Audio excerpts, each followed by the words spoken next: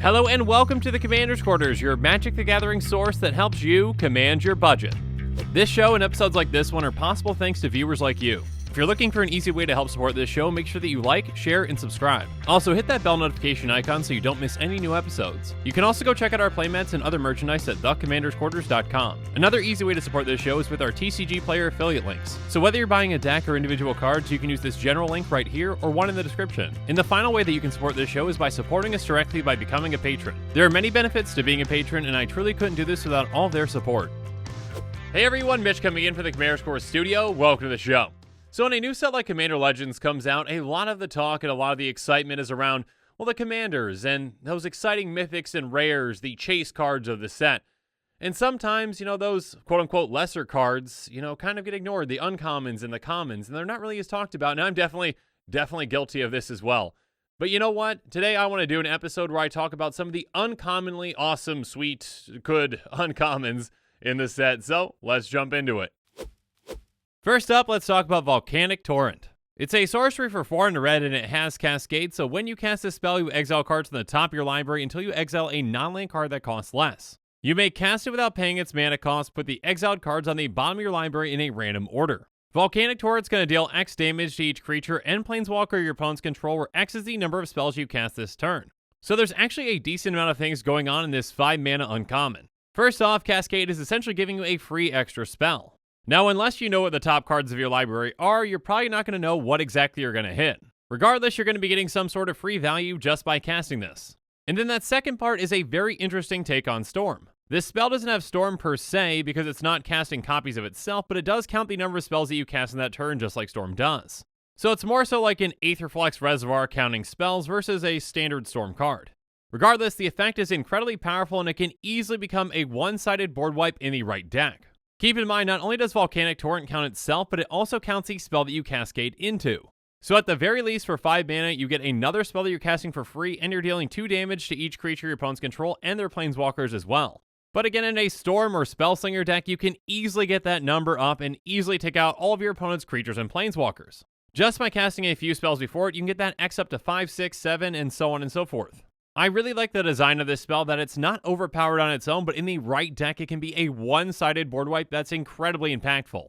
Although in my mind, there's no direct comparison, the card that this most compares to for me is Volcanic Vision. That's a sorcery that costs 5 red and says return target instant or sorcery card from your graveyard to your hand. Volcanic Vision deals damage equal to that card's converted mana cost to each creature your opponents control. Exile Volcanic Vision. So much like Volcano Torrent, Volcanic Vision gives you an additional benefit, in this case, recurring a card.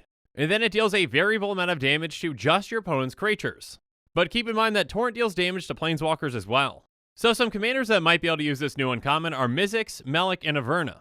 Mizzix is all about casting a ton of spells in one turn and reducing the cost of spells. If Volcanic Torrent is on top of your library, Melek can copy it for a ton of value. And Averna is all about cascade spells, so this seems like a great fit in there as well. But now let's move on to our next new uncommon with Feast of Succession. It's a sorcery for 4 black, and it says all creatures get -4/-4 until end of turn, you become the monarch. First off, this card features some more amazing art from Seb McKinnon. But in terms of what this card does, it's actually pretty unique. To my knowledge and from what I could find, this is the very first non-permanent spell that mentions Monarch. We still haven't seen Monarch on an instant, but this is the very first sorcery that we're seeing with Monarch. So we'll have to look to see if they continue that trend in the future. But when it comes to breaking down what this card does, it can be very impactful. This card can essentially be a board wipe with card advantage. Now, -4/-4 might not take out everything, but it can take out a ton of creatures. And depending on the build of your deck, there might still be some of your own creatures in play. So this card gives you Monarch and in a way protects you as well. So you can keep that repeatable card advantage that this card is giving you. I've mentioned this in another episode, but I really like that they're including Monarch on more cards. It always adds an interesting twist on a commander game, so I'm happy to see it here. There are definitely some control style decks that could use this card. But first, let's talk about the card that this reminds me of the most, and that's Languish. Languish is basically a Feast of Succession that costs 2 less and no mention of Monarch. Obviously, it's a lower to the ground board wipe, but it still sees some play in Commander. Adding on bringing Monarch into the game and potential card advantage that it's going to give you is huge for this card. So just a few control style commanders that might want to consider this card are Selenia, Zancha, and Tevesh Szat. Selenia is all about controlling the board and your own life total. And you can also bounce Selenia back to your hand essentially for free so that she's not taken out by the feast. And then Zancha is actually going to survive this and continue to wreak havoc on your opponents. And a Planeswalker commander like Tevesh Zot obviously doesn't care about creature-based board wipes. Again, I'm really excited to see Monarch expanding into sorceries, and we'll see if this trend continues in the future. But now let's move on to our third uncommon with Frenzied Saddle Brute. It's a 5/4 Orc Warrior with haste that costs 4 and a red. It says all creatures can attack your opponents and planeswalkers your opponents control as though those creatures had haste. I absolutely love the design of this card. The way that it gives haste to creatures is incredibly specific. First off, it only gives haste for attacks.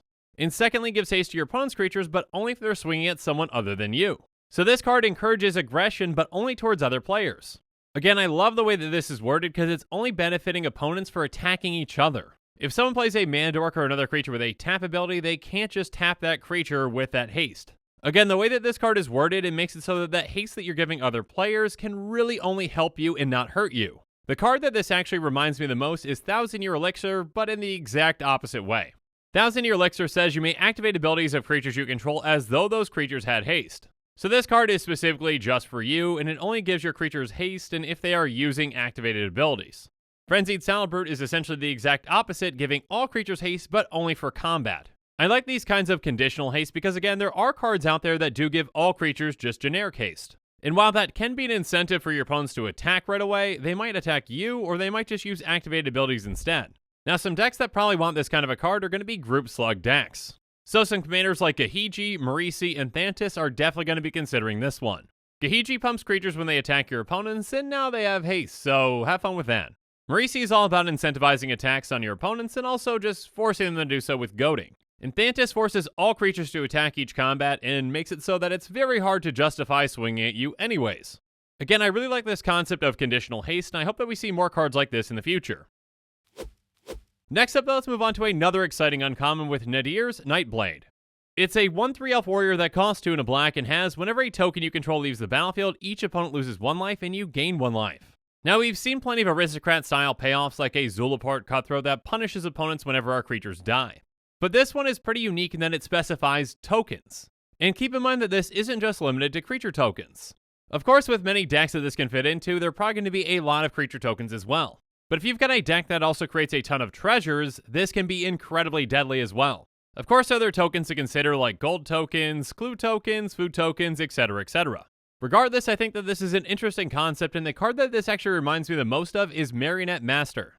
Marionette Master has Fabricate 3, and whenever an artifact you control is put into a graveyard from the battlefield, target opponent loses life equal to Marionette Master's power. Now, obviously there are differences between these two cards, but there are definitely similarities as well. Unlike those aristocrat-style payoffs like Zulaport Cutthroat, Marionette Master counts artifacts and not creatures. Obviously, Marionette Master counts artifact creatures, but there are also treasure tokens and other kinds of artifacts, etc., etc. Much like the Nightblade, it's just a different kind of payoff that can really benefit certain decks. So some commanders that might want to consider this card are Breya, Teysa Karlov, and Sheree. A Breya deck can include treasures, Thopters, etc., etc., so there are a ton of tokens to go around. Teysa can double up that drain effect, and again, there are going to be a lot of creature tokens in a Teysa deck. And then keep in mind that the Nightblade's power is one which can be incredibly effective in a Sheree Aristocrat-style deck. Again, I like that those Aristocrat-style payoffs are branching out to beyond just creatures. But finally, let's talk about the last card that I want to tackle today with Kangis Lieutenant. It's a 1/1 bird soldier that costs 2 and a white and it has flying. Whenever it attacks, attacking creatures with flying get +1/+1 until end of turn. And it has Encore for 5 and a white, which means that you exile this card from your graveyard, and for each opponent you create a token copy that attacks that opponent this turn of Fable. They gain haste, sacrifice them at the beginning of the next end step, activate only as a sorcery. So first off, on its face, this is a flyer that has an Anthem effect on attack for flyers. Already, there are going to be plenty of flying decks out there that want that kind of card. But on top of that, that Encore can be game-ending. Let's say that all 3 of your opponents are still alive, so you get 3 copies of this. Each of them attack, giving all of your attacking creatures with flying +1/+1, and that includes these. So just with these 3 tokens, that's going to be 12 total power. And of course, the rest of your army is pumped as well, +3/+3. So the card that this actually reminds me most of is Overrun. Overrun's going to give creatures you control +3/+3 and trample until end of turn. Now, the Lieutenant doesn't give trample, but most of the time, flying is going to be enough to get through anyways. Regardless, the Lieutenant is a flexible card that can help you out early and late in the game. So some commanders that might want to consider this are Kaikar, Kangi, and Safara. Kaikar can make an absurd amount of flyers, so +3/+3 can easily be game-ending. And then Kangi already gives your attacking flyers +2/+0, so yeah, an extra +3/+3 is going to be huge on top of that. And Safara is all about indestructible flyers, so Kangi's Lieutenant makes them even scarier. And with that, the show has come to a close, so it's my turn to hear from you. So in the comments below, let me know what your favorite underrated card from this set is. What card do you think isn't getting enough attention that you think it should? So yeah, let me know in the comments below, and as always, thanks again, and have a good one.